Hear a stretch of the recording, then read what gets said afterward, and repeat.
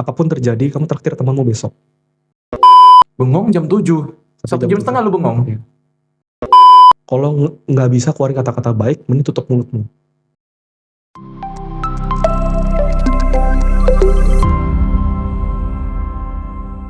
Yo, what's up? Welcome back again to channel gua Rafael Vianto di acara gua Insight bersama teman gua kali ini. Tommy, halo Tom, apa kabar Tom? Iya, halo, kabar baik. Kabar baik. Selalu dengan slogan kita yaitu learn something new dimanapun juga kita bisa belajar. Oke, hari ini kita dapat kedatangan lo sebagai narasumber gua. Thank you ya udah luangin waktunya ya. Iya. Tom, hari ini kita pengen bicara apa ya? Pertama-tama gua pengen bernostalgia sih. Lu pertama kali datang ke gereja itu tahun berapa ya? Yang pas masuk ke komsel kita itu ya? Oh, iya. Itu di tahun 2019. 2000 4 tahun ya?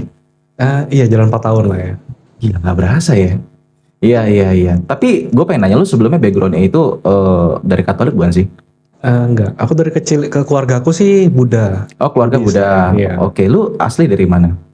Masih dari Samarinda, Kalimantan. Oh, Samarinda, Kalimantan. Iya. Dan lu sekarang udah netap di Jakarta karena lu bekerja di sini juga. Iya, betul. Ada berencana pindah balik? Sebetulnya sih nggak ada ya. Kita kan nggak tahu ke depannya mau gimana ya.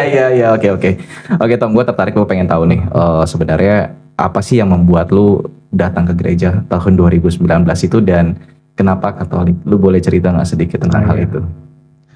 Jadi sebetulnya kalau pertama kali ke gerejanya bukan di 2019, itu Oh. udah agak lama. Di 2016 mungkin gitu. Oh, 2016. Iya. Nah itu dulu ceritanya kayak Ke gitu. gereja mana? Katolik juga? Katolik. Oke. Iya. Jadi kalau sebutannya pergi ke gereja Katolik, sebetulnya aku dari SD pun itu udah SD Katolik, SMP Katolik, SMA-nya Katolik gitu. Jadi kalau dulu sekolah itu kan sebulan sekali ada disuruh pergi misa ya kalau nggak salah ya. Jadi sempat ikut misa tapi cuma sekedar ya ikut-ikut doang, main HP, bercanda-bercanda gitu kan, nggak pernah mendalamin lah gitu. Kalau yang benar-benar serius mau mendalami agama Katolik itu di 2016 kira-kira. 2016. Iya, Oh, itu baru benar-benar serius mendalaminya gitu. iya betul. Oke, dan apa yang membawa lu ke gereja Katolik pas 2016 itu? Nah iya, jadi karena aku dipanggil Tuhan. Dipanggil Tuhan. Panggil Tuhan. Berasanya dari mana itu, Bos? Bukan berasa, karena memang ada suara yang datang yang ngomong di telingaku gitu. Oke, silakan cerita coba gimana. Jadi kalau diceritakan ya, di tahun sekitar 2014, 2013 gitu kan, aku kondisinya lagi kuliah di Surabaya tuh. Terus waktu itu, aku sempat mengalami depresi yang berat banget, yang sangat-sangat berat, sampai aku tuh mau bangun dari ranjang, jalan ke meja buat ngambil air aja nggak bisa gitu, nggak ada tenaga. Bener-bener lemas banget pokoknya, karena depresinya begitu berat gitu kan. Depresi bikin lu jadi lemas. Iya. Oke, lanjut dulu. Oke. Terus di kondisi aku yang lagi depresi berat gitu, dan aku dulu juga sebetulnya di KTP sih Buddhis, tapi kepercayaanku dulu itu agnostik, ateis gitu kan. Oh, lu sempet ateis berarti? Iya. Wih, keren. Gue pengen belajar nih. Oke. Ya, jadi kalau dulu zaman sekolah, zaman kuliah gitu, aku sama teman-teman gue tuh sering kita ngumpul gitu kan. Jadi aku yang sisi ateis, temanku tuh ada yang Islam, ada yang Katolik, ada yang Kristen, ada yang Buddha gitu kan. Aku yang sisi ateisnya dan aku yang ngelawan mereka semua gitu. Cerita kita berdebat, aku yang mewakili sisi ateisnya. Dan karena aku orang yang dasarnya logis, suka mikir ya, aku jarang kalah sama mereka gitu kan. Tapi di saat itu, di saat aku lagi depresi, di saat aku lagi down-downnya di bawah-bawahnya gitu, aku minta tolong sama Tuhan.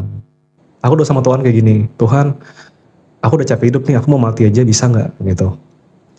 Dan itu Tuhan nggak jawab doaku. Kenapa Iya lu pengen mati, Bos? Masih muda lu pengen mati, kenapa? Ya kan namanya depresi ya. Kan kalau namanya senang-senang aja nggak mungkin. Oh iya, benar juga sih. Iya. Ya intinya separah itulah depresi waktu itu gitu kan. Waktu itu Tuhan nggak jawab. Tapi besoknya aku doa sama lagi. Aku bilang lagi, Tuhan, aku mau mati aja bisa nggak gitu. Tetap nggak dijawab gitu kan. Masih hidup sampai sekarang gitu kan ya. Dan aku berdoa terus sampai 6 bulan lamanya. Aku berdoa setiap hari, aku doa terus gitu kan. Tuhan, aku mau mati aja bisa nggak gitu. Sampai 6 bulan lamanya tetap nggak dijawab kan. Akhirnya capek ya, 6 bulan doa sama terus. Iya benar. Akhirnya aku datang ke Tuhan lagi. Dan aku bilang gini, Tuhan, karena aku masih hidup nih.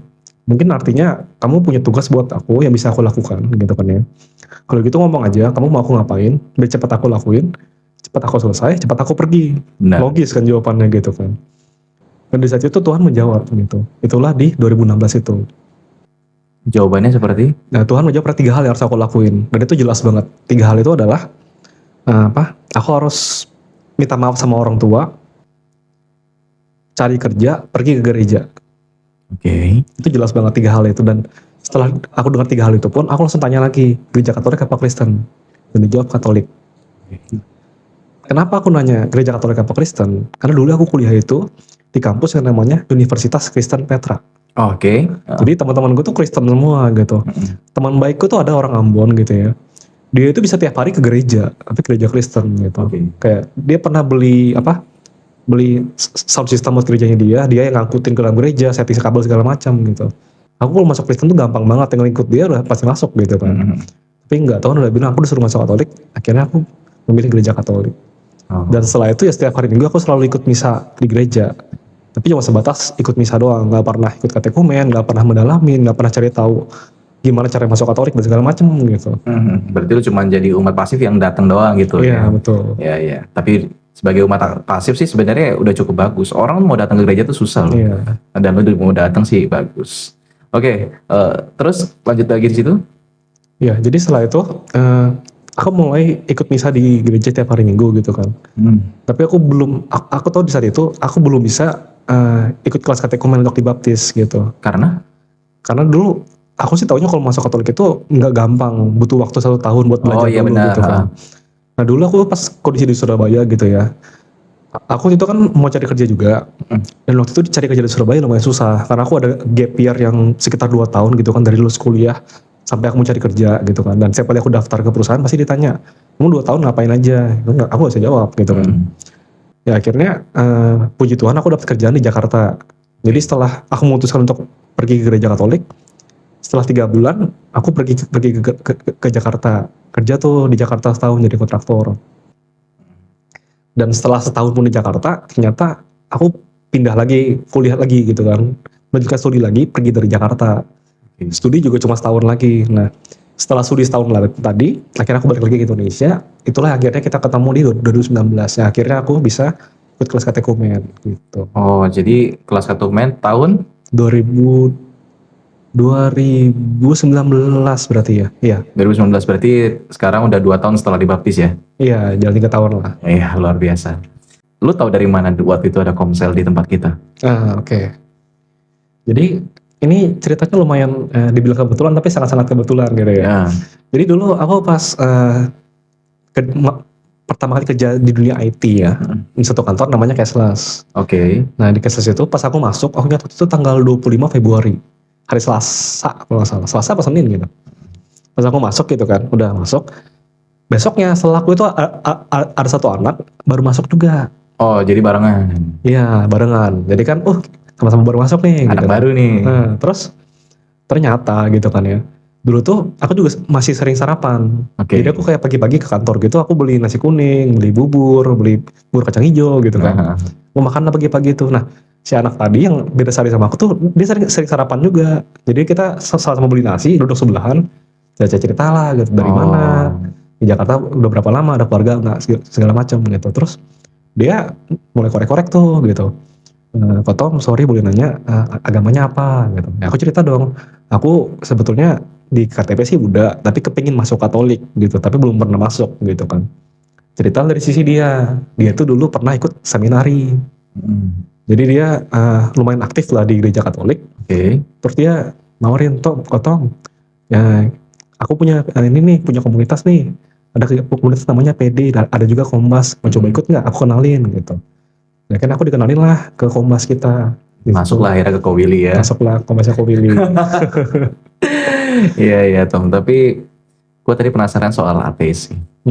Apa yang mendasari lu menjadi seorang ateis atau agnostik? Memang 2 hal yang berbeda ya, tapi lu berpijak di 2 hal itu. Kenapa? Ya, kalau alasan yang paling besar sih ini, alasan yang klasik sebetulnya. Yang kenapa Tuhan tuh cuma diam aja ngeliat kita tersiksa. Oke. Karena pas aku kecil kan pas SD ya belajar tentang Tuhan, tentang Katolik gitu kan. Ada Tuhan yang baik di luar sana. Muncul pertanyaan dong gitu. Kalau Tuhan yang baik, kenapa dia ngeliatin kita tersiksa di sini gitu loh? Kita digangguin orang, ditendang orang, kok diliatin aja. Baik dari mana gitu kan? Iya betul. Itu yang paling besar sih di sana. Dan itu terbawa sampai dewasa. Iya.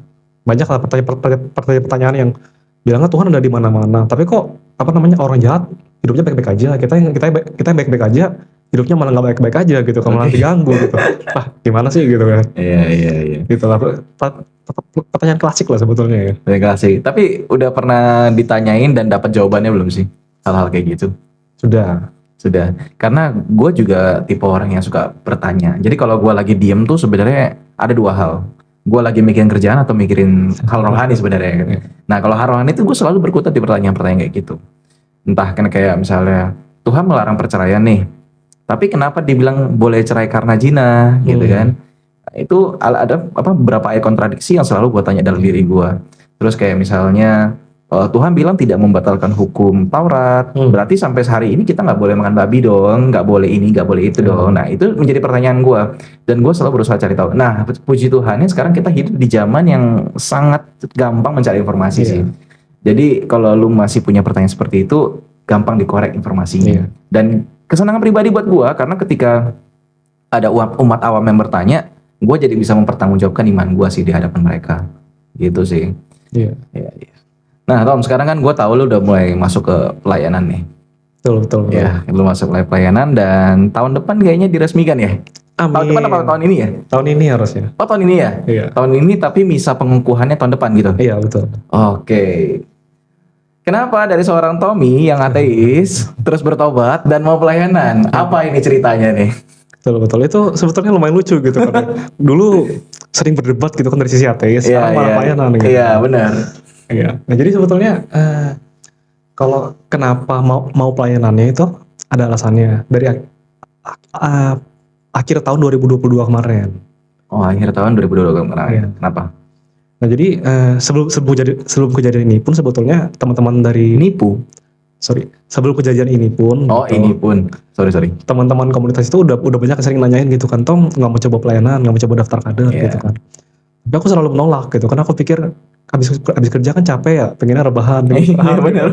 Apa yang capek-capek gitu. Iya. Tapi ternyata enggak. Nyata memang ada saatnya kita dipanggil lah ya gitu. Jadi kalau dari aku sendiri sih gini. Kan aku tuh punya keinginan sangat-sangat besar untuk memastikan anak-anakku nanti itu hidupnya bahagia gitu kan. Lebih bahagia daripada aku dulu lah, minimal segitulah. Dan salah satu yang harus aku lakukan adalah punya modal yang cukup dong gitu. Paling gampang contohnya misalnya anakku udah SD kelas 5, teman-temannya main PS5, masa anakku mainnya PS1 gitu kan.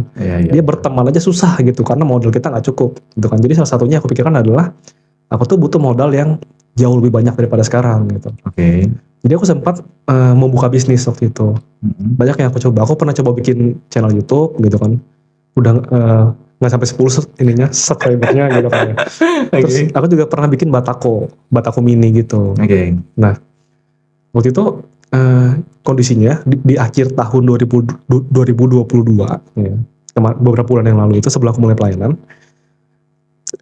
kegiatanku itu adalah ikut PD, ikut Kombas, aku juga lagi ikut kelas CAP OMK di Kristoforus juga. Jadi dalam seminggu itu bisa ada ya 3 kegiatan lah gitu dalam seminggu. Ya nggak gitu ramai juga sebetulnya sih, tapi kan lumayan aktif lah ya sebetulnya. Di kondisi kayak gitu, aku sempat pikir aku mau meninggalkan semua itu untuk mengembangkan bisnisku tadi, si Batako Mini tadi gitu. Dan aku udah benar mikir kayak apa aku tinggalin aja semuanya ya gitu. Apa aku mending fokus cari duit dulu gitu.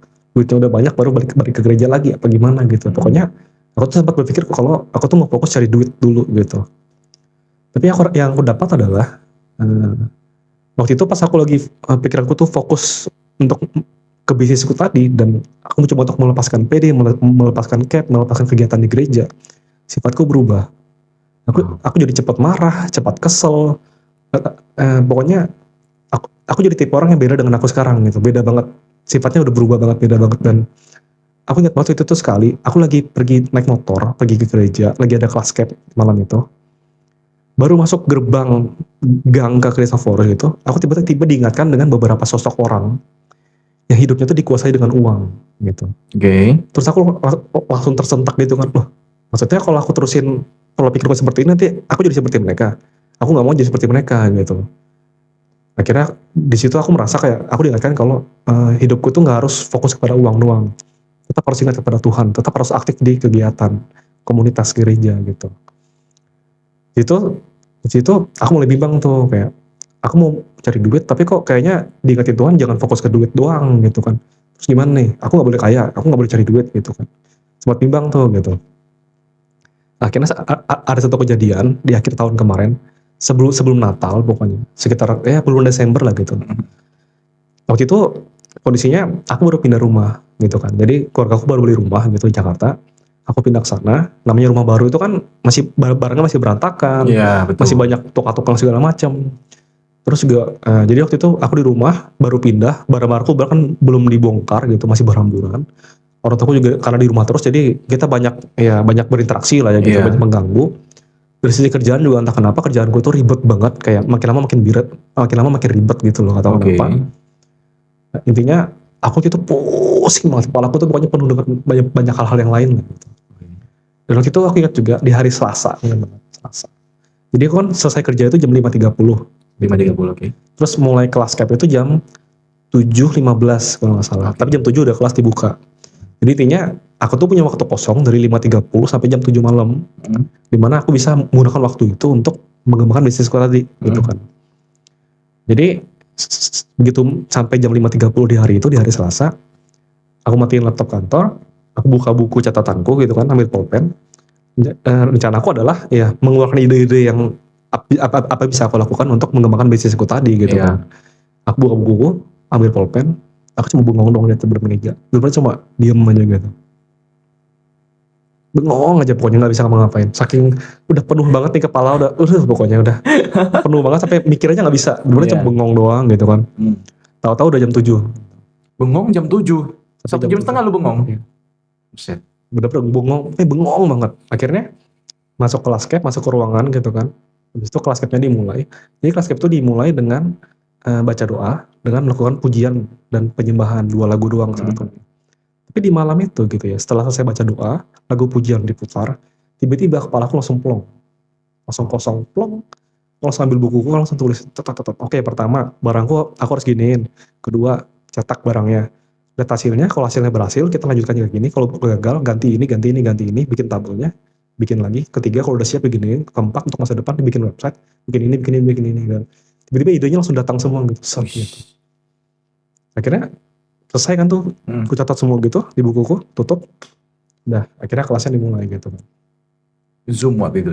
Zoom online. Jadi kelasnya waktu itu memang awalnya online, cuma setelah jalan setengah kelas dibikin hybrid. Jadi kadang offline, kadang online. Oh. Nah, ini kebetulan kelas-kelas terakhir udah mau selesai, kelasnya online masih gitu. Nah itu, setelah kelas selesai, aku sadar kalau Tuhan tuh mau bilang kayak, bukan berarti kamu nggak boleh buka bisnis, bukan berarti kamu nggak boleh mengejar uang, cuma ya fokusmu salah, gitu. Fokusmu tetap harus di Tuhan. Jadi kamu ikutilah Tuhan, maka semua akan diberikan kepadamu. Itu yang benar gitu. Jadi itu aku langsung tersentak gitu kan, oh Tuhan masih peduli sama aku gitu. Bukan aku nggak boleh cari uang, cuma cara mencarinya salah, nggak gitu caranya gitu. Akhirnya di malam itu aku langsung daftar kaderisasi di PD. Oh, malam itu juga lo Di daftar malam itu juga. kaderisasi? Dan itu pun semuanya kaget gitu, kayak hari Kamisnya gitu kan, begitu ketemu, aku langsung cerita gitu, guys, aku udah daftar kader guys gitu. Hah, emang bener gitu kan. Karena kemarin diajakin gak mau gitu kan, tahu-tahu udah ketemu udah daftar gitu. Iya benar. Itu akhirnya aku memutuskan untuk mulai pelayanan di gereja di situ. Iya, dan udah berapa lama ya lo lewatin kader ini ya? Dari bulan Maret kayaknya. Dari bulan Maret? Iya, berarti udah 5,5 ya. 5,5. Tapi gue cukup kaget loh dengan kader angkatan kalian ya. Karena kan setiap kader punya angkatannya masing-masing. Angkatan tahun berapa. Kalian tuh ngapain bikin seragam? Nah, terus bikin foto booth tuh kalian ngapain? Itu kayaknya gue merasa ya, angkatan gua sampai ke belakang tuh kagak ada loh bikin foto booth. Kalian foto pakai tema gitu. Kayaknya seru banget ya. Apa sih angkatan kalian tuh ada orang-orang macam apa ya, coba cerita. Orang-orangnya ya, kalau aku rasa setiap angkatan pasti ada yang unik lah ya orang. Iya benar, unik. Gak mungkin sama semua gitu. Iya benar. Ya puji Tuhan sih yang kali ini tuh angkatannya lumayan unik dan lumayan mau agak terbuka lah ya untuk berubah, untuk diproses gitu. Kalau yang masalah kita foto kemarin itu, foto rame-rame pakai kostum gitu, itu nggak rencana sebetulnya. Oh nggak rencana? Jadi kebetulan kita mau ngadain ya jalan-jalan sama-sama kader lah gitu kan. Terus ada satu anak, ya dia ngajakin, guys kita ke foto booth yuk gitu. Foto booth apaan nih gitu kan. Kita yang laki-laki kan kayak bingung ya. Kita ke foto ya gitu. Kita pakai juga gitu kan.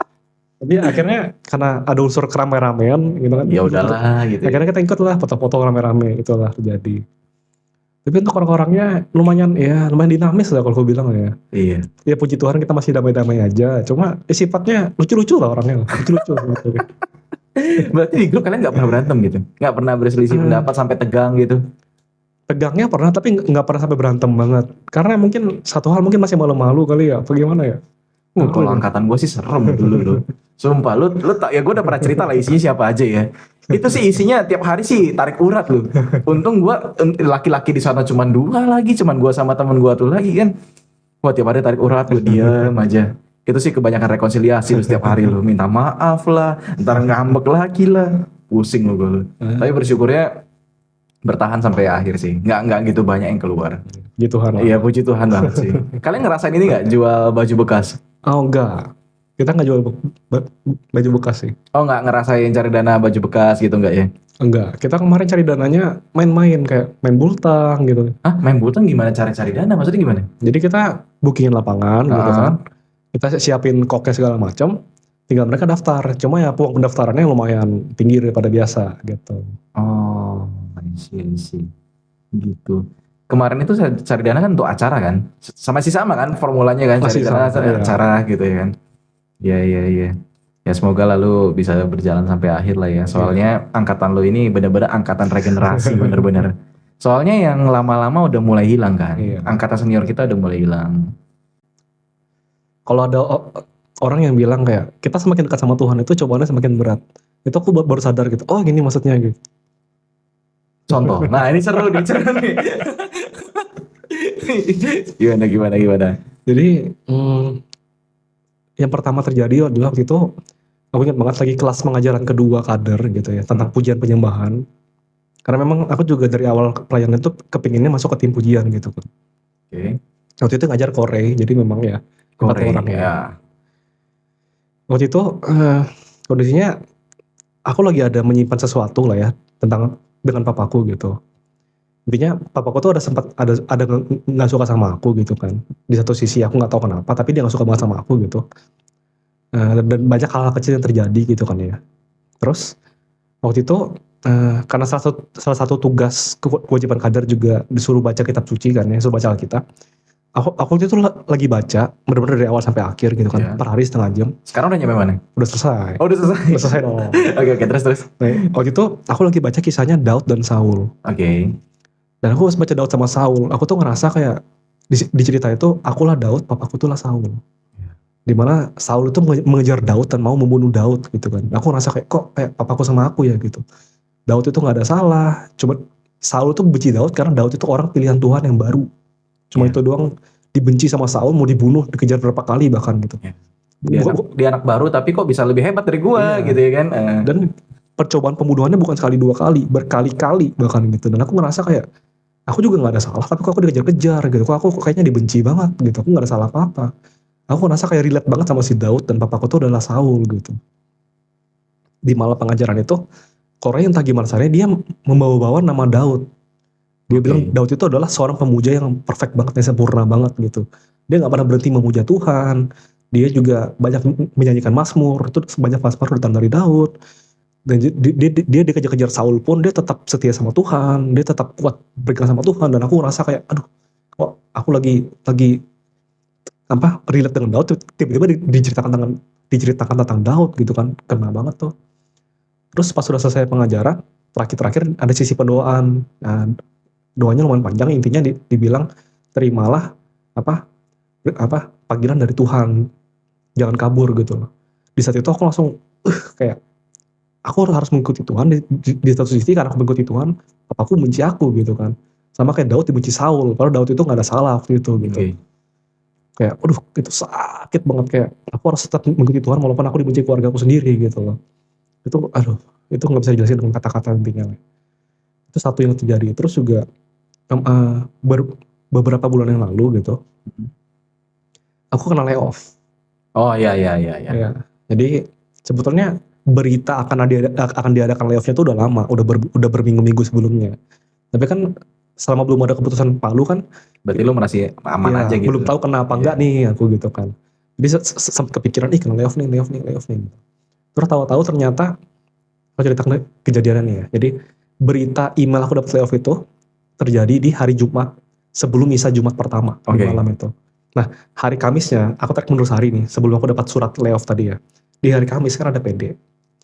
Di PD waktu itu pas lagi PW, aku cerita sama Tuhan. Aku bilang gini, Tuhan, besok akan ada berita layoff. Aku nggak tahu aku kena apa enggak. Tapi kalau aku nggak kena layoff, aku akan terakhir teman-temanku Tuhan. Aku bilang gitu. Oh, Tapi kalau aku kena layoff, tolong bantu aku carikan aku kantor yang baru gitu kan. Berikan aku berkat supaya dapat kantor yang baru gitu kan. Aku ulangin terus itu selama lagi PW. Tahu nggak Tuhan ngomong apa? apa? Kamu lagi PW, diam, fokus dulu. Wah. Terus mau gimana ya kan? Akhirnya aku diam, aku PW. Ya, aku PW. Terus dia dijawab, apapun terjadi, kamu traktir temanmu besok. Oh. Dibilang gitu. Itu dari Kamis. Hari Jumatnya kan kita ada jumper tuh, Jumat pertama bareng tuh. Aku datang ke gereja jam 6, aku duduk dapat email. Shit, Anda terkena layoff. Terus misa Jumat pertama dimulai gitu kan. Udah gak enak hati tuh misalnya. ya gimana lah ya jelasinnya ya. Ya gitu lah. Walaupun sudah tahu akan ada layoff, cuma tetap aja kan kayak Iya. selesai jumper kita pergi makan bareng-bareng di satu kafe di Grogol. Aku lupa namanya gitu. Lumayan ramai waktu itu sekitar 20-30 orang. Akhirnya makan-makan, main-main, senang-senang. Pas pulang kan aku udah punya janji ya, aku disuruh traktir teman-temanku. Tapi karena baru kena layoff, terus kafenya lumayan mahal, orangnya lumayan banyak. Tagihan waktu itu 1,2 juta kalau nggak salah. Aku nggak Di kafe mana, Bos? ada di kafe Di daerah mana? daerah Grogol. Oh, daerah Grogol. Ruko-ruko Oke, gitu. oke. Intinya aku nggak jadi bayar mereka waktu itu. Nggak jadi? Nggak jadi. Padahal udah janji gitu kan ya. Karena ya itu. Iya. Apa tanggapan teman-teman lu ini? Mereka nggak ada yang tahu kalau aku mau bayarin. Oh, itu cuma ngajak doang. Yuk kumpul yuk di situ gitu. Kita memang ada rencana mau jumper bareng terus mau fellowship gitu. Oh, Nah, I see. dan juga sama Tuhan itu aku mau bayarin mereka. Cuma aku nggak jadi waktu itu. Nggak terjadi lah gitu. Tapi akhirnya setelah itu aku mulai pelan-pelan kita keluar bareng, aku bayarin pelan-pelan. Nyicil utang lah. Tapi intinya waktu itu aku udah berjanji sama Tuhan, diminta sama Tuhan bayarin, aku tetap nggak bayarin gitu. Itu layoff tuh ya. Setelah layoff terjadi seminggu ke depannya aku kena usus buntu. Oh iya, yang kemarin itu ya. Jadi aku diopnam di rumah sakit 5 hari. 5 hari. Puji Tuhan aku waktu itu masih semangat aja, nggak ada masalah karena aku masih teman-teman datang ke rumah sakit aja, malah aku yang keluar kamar pergi ke ruang tunggu temenin mereka karena ramai banget waktu itu. Oh lah, jadi orang sakit yang jamu. Iya, bahkan aku pas teman-teman ramai datang gitu kan, aku datang ke susternya, aku bilang gini, sus, aku mau ke bawah boleh nggak sus ya, ngopi-ngopi dulu gitu sama teman-teman gitu. Terus susternya bilang apa? Ya pasti nggak boleh lah ya. Tapi gue tadi pengen bertanya, tergelitik sih pengen nanya, lepas dari apapun masa lalu dengan bokap, apakah kalian pernah bicara hal ini nggak sih? Atau mungkin lu sendiri pernah ngambil sikap untuk mengampuni keluarga lu nggak sih? Aku sudah mengampuni sebetulnya. Jadi jadi aku cerita yang akhir tahun 2022 pernah ada satu kejadian gitu kan ya, di PD malam terakhir di tahun itu, di tahun 2022. Kondisinya aku tinggal di PIK 2 waktu itu. PIK 2. Jadi kalau gereja pasti pakai mobil gitu kan. Waktu itu jam 5 sore, aku mau keluar rumah. Udah siap-siap mau ke PD. Ban mobilku tuh ada paku nancep. Paku, oke. Dan pengalamanku bertahun-tahun bawa mobil, baru sekali itu ada paku nancep di ban mobilku. Oke. Nah itu terjadi di hari Kamis, di hari PD terakhir. Di hari papaku pulang sama Rinda. Oke. Dan aku yakin banget 99% itu papaku yang nancepin paku di situ. Mungkin bukan dia, mungkin bukan tangan dia yang taruh paku di atas mobil, tapi dia nyuruh orang buat taruh paku di mobil itu. Dan itu benar-benar sesuatu yang mengguncang diriku gitu loh. Secara mental, secara logis, secara hati gitu kan. Marah, kesel, sedih, kecewa, semua jadi satu ya. Banyak lah. Tapi setelah aku ikut PD itu, terus mendekati Natal juga ada pengakuan dosa kan. Aku mengaku dosa waktu itu di gereja di Kristo. Habis itu selesai mengakukan dosa, aku udah lega gitu kan.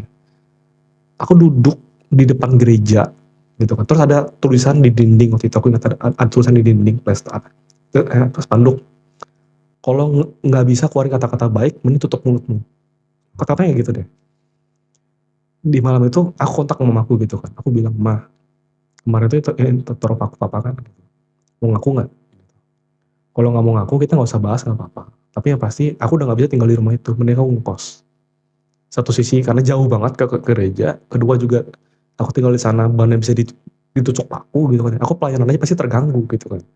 Ketiga, kalau aku ngekos itu juga jarak ke gereja dekat banget, ke kantor juga pasti lebih dekat gitu. Aku juga jauh lebih tenang secara batin, secara mental, secara pelayanan semua aku jadi lebih tenang kalau aku pergi dari rumah itu dan aku ngekos. Itulah akhirnya aku memutuskan untuk mulai ngekos juga di awal tahun ini. Jadi dari aku sih aku udah memaafkan mereka. Tapi dari sisi mereka ya aku nggak tahu ceritanya gimana gitu. Akhirnya ngaku gak sih bokap? Apa dilewatin aja? Nggak akan pernah ngaku sampai kita ketemu lagi di dunia lain kayaknya. Nyokap juga nggak tahu ceritanya berarti ya? Pasti tahu. Oh, cuman dia tetap ya saling menutupi lah biar nggak berantem dan lain sebagainya. Ya kadang sebenarnya agak sad sih. Fakta itu selalu pahit ya, tapi fakta itu baik. Gue juga mengalami hal kayak gitu sih. Maksudnya punya pengalaman yang nggak enak tentang orang tua zaman dulu. Bagaimana orang tua melukai itu banyak sih. Nah, makanya kemarin gue sedang mengalami juga, cuman gue agak susah mau menceritakannya karena masih kusut banget. Tapi gue belajar untuk bisa mengambil langkah mengampuni dan sekarang lagi tahap ngisi tenaga untuk rekonsiliasi sih. Itu yang paling utama. Dan pesan gue buat yang lagi nonton semua ini juga, semua orang bisa jadi orang tua, tapi nggak semua orang bisa jadi mommy and daddy. Karena menjadi orang tua itu adalah masalah reproduksi. Tapi untuk menjadi mommy and daddy, artinya lo benar-benar menjadi seorang ayah dan ibu yang hadir, mencintai anak, itu beda lagi urusannya. So buat gue, ketika seseorang memutuskan untuk menikah itu sebenarnya lebih baik setelah dia selesai dengan diri dia sendiri. Lalu belajar untuk mencintai keadaannya. Ya lepas dari apapun yang terjadi sama kita, tapi Tuhan tetap kekeh, Tuhan tetap keras untuk ngajarin kita harus bisa mengampuni orang tua. Dan kebetulan salah satunya adalah kemarin gue nonton IG, dia bilang hidup kita akan lebih happy sampai 90% ketika kita bisa melepaskan pengampunan kepada kedua orang tua kita. Ya gitu sih kira-kira. Thank you ya Tom ya buat Terima hari ini. kasih juga. Thank you banget. Kalau gitu kita tutup aja deh ya insight kita pada malam hari ini. Thank you, gue belajar banyak. So buat teman-teman, konklusi gue pada malam hari ini adalah sekali Tuhan tangkap, Tuhan gak akan lepaskan. Bagaimana cerita seorang Tommy yang tadinya mungkin dia menolak Tuhan karena mungkin kepahitan atas setiap kejadiannya. Kita juga nggak tahu apa yang mendasari dia menjadi kepahitan terhadap Tuhan. Tapi sekali Tuhan tangkap, Tuhan tunjukkan kebenarannya, pasti Tuhan gak akan lepaskan. Itu yang terutama. Yang kedua, Tuhan menghendaki yang namanya cinta kasih. Meskipun kita terluka sama orang lain, terutama biasanya keluarga kita sendiri, Tuhan juga menghendaki kita supaya mengampuni kedua orang tua kita, orang-orang yang melukai kita, karena itulah yang memang Tuhan mau terjadi dalam hidup kita. Dan untuk melengkapi tadi apa yang Tommy katakan, ngikut Tuhan itu makin lama makin gak enak. Ya betul, karena ketika kita mengikuti Tuhan, kita tuh dalam tanda kutip kita akan selalu ditelanjangi. Atau kalau mau bahasanya lebih halus lagi, kita adalah seperti patung yang salah pahat, sehingga dia akan hancurkan dan dia akan bangun ulang. Dan ketika hal itu terjadi nggak enak, tapi setelah selesai kita akan menjadi masterpiece. Tapi untuk menjadi seorang masterpiece itu kita harus ngelewatin yang namanya proses yang nggak enak, pemurnian itu. Oke, sekian aja video kali ini dan jangan lupa untuk stay di channel gua. Jangan lupa like, comment, share dan subscribe kalau lu merasa channel ini berguna buat kalian semua. Sampai jumpa di podcast lain nggak waktu. Bye bye, God bless.